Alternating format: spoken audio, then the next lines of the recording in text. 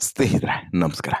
Big boss ಮನೆಗೆ ಬರುವಂಥ ಎಲ್ಲ ಸ್ಪರ್ಧಿಗಳಿಗೂ ಕೂಡ ಒಂದಷ್ಟು ಪೇಮೆಂಟ್ ಅಂತೇಳಿ ಫಿಕ್ಸ್ ಆಗಿರುತ್ತೆ ಅನ್ನೋದು ಗುಟ್ಟಾಗಿ ಉಳಿದಿರುವಂಥ ವಿಚಾರ ಏನಲ್ಲ.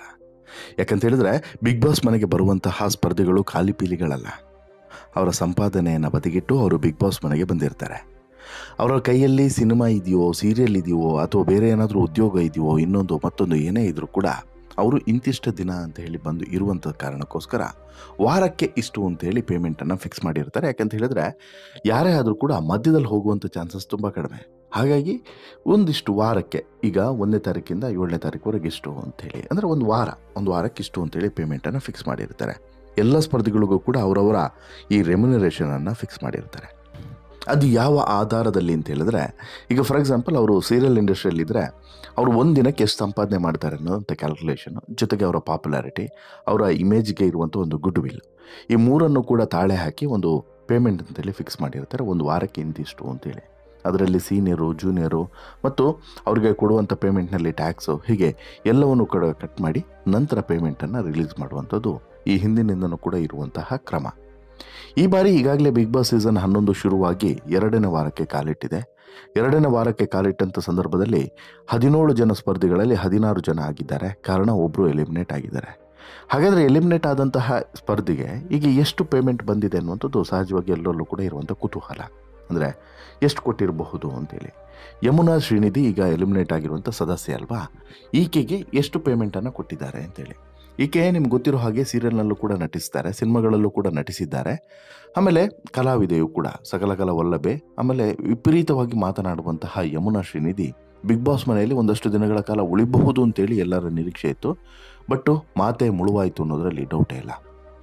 ಸೊ ದಟ್ಟು ಈಗ 1ನೇ ವಾರಕ್ಕೆ ಎಲಿಮಿನೇಟ್ ಆದಂತಹ ಯಮುನಾ ಶ್ರೀನಿಧಿ ಅವರಿಗೆ ಪೇಮೆಂಟ್ ಕೊಟ್ರಾ ಅಥವಾ ಕೊಡೋದಿಲ್ವಾ? ಕೊಟ್ಟರೆ ಎಷ್ಟು ಕೊಟ್ಟರು, ಕೊಡದೇ ಇದ್ದರೆ ಯಾಕೆ ಕೊಡೋದಿಲ್ಲ? ಈ ಎಲ್ಲ ಮಾಹಿತಿಗಳನ್ನು ನೋಡ್ತಾ ಹೋಗೋದಾದರೆ, ಬಿಗ್ ಬಾಸ್ ಸೀಸನ್ 11ರ ಫಸ್ಟ್ ಎಲಿಮಿನೇಟೆಡ್ ಕಂಟೆಸ್ಟೆಂಟ್ ಅಂತ ಹೇಳಿದ್ರೆ ಅದು ಯಮುನಾ ಶ್ರೀನಿಧಿ. ಯಾಕಂತ ಹೇಳಿದ್ರೆ 1ನೇ ವಾರಕ್ಕೆ ಹೊರಗಡೆ ಬಂದಂತಹ ನಟಿ ಈಕೆ.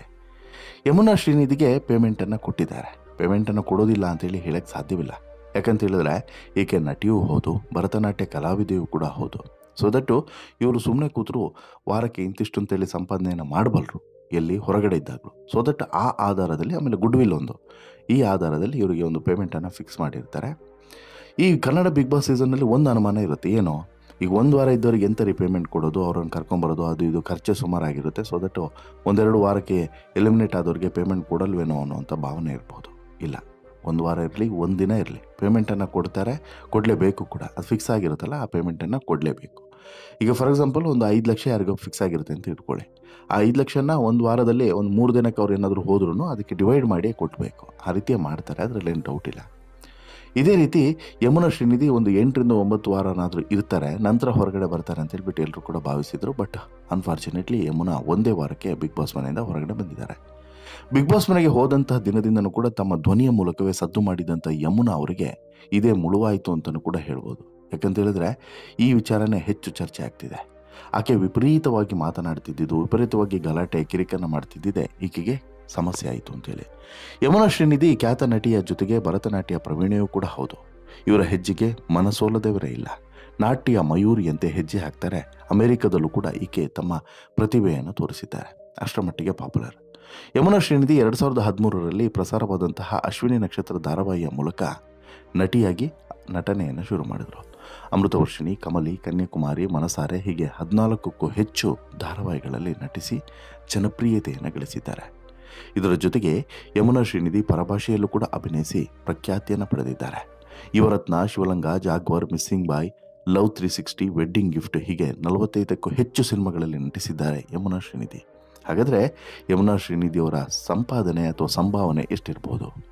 ಬಿಗ್ ಬಾಸ್ ಮನೆಗೆ 2ನೇ ಸ್ಪರ್ಧಿಯಾಗಿ ಬಂದಂಥ ಯಮುನಾ ಶ್ರೀನಿಧಿ ಮೊದಲ ವಾರವೇ ಎಲಿಮಿನೇಟ್ ಆಗಿದ್ದು, ಇವರ ಸಂಭಾವನೆಯ ವಿಚಾರ ಈಗ ಚರ್ಚೆ ಆಗ್ತಿದೆ. ಯಮುನಾ ಶ್ರೀನಿಧಿ ಅವರಿಗೆ ಬಿಗ್ ಬಾಸ್ ಸೀಸನ್ 11ರಲ್ಲಿ ಪ್ರತಿ ವಾರಕ್ಕೆ ಎಷ್ಟು ಕೊಡ್ತಾ ಇದ್ರು, ಎಷ್ಟು ಅಮೌಂಟ್ ಫಿಕ್ಸ್ ಆಗಿತ್ತು ಅಂತೇಳಿ ಈಗ ಚರ್ಚೆಯನ್ನು ಮಾಡ್ತಿದ್ದಾರೆ. ಅದು 2 ಲಕ್ಷ ಅನ್ನೋದು ಗೊತ್ತಾಗಿದೆ. ಹೌದು, ಯಮುನಾ ಶ್ರೀನಿಧಿ ಅವರಿಗೆ 1 ವಾರಕ್ಕೆ 2 ಲಕ್ಷ ರೂಪಾಯಿ ಪೇಮೆಂಟನ್ನು ಫಿಕ್ಸ್ ಮಾಡಿದರು ಅನ್ನೋದು ಗೊತ್ತಾಗಿದೆ.